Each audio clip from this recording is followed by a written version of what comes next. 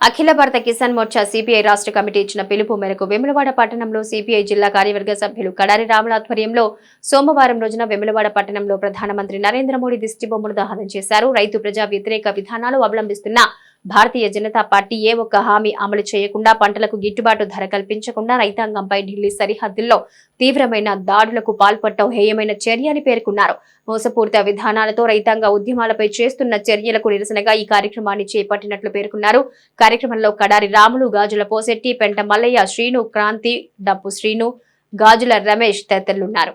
చేసి రైతు 10 మందికి అన్నం పెట్టి అన్నదాత ఇలా దాడులు జరిపి ఇలా కాల్చివేయడం, వాళ్ళ మీద ఇలా దాడులు జరగడం జరిగింది. ప్రధానంగా ఒకటే చెప్తా ఉన్నాం, మోడీ ప్రభుత్వానికి ఇలా రాబోయే కాలంలో మీరు చేస్తున్న అరెస్టాలన్నీ ఇలా రైతులు చూస్తూ ఉన్నారు, మేధావి వర్గం చూస్తూ ఉన్నారు, మీకు తగిన గుణపాఠం చెప్తారని సందర్భంగా సిపిఐ ఏఐటిసి జిల్లా సెక్రటరీగా డిమాండ్ చేస్తా ఉన్నాం.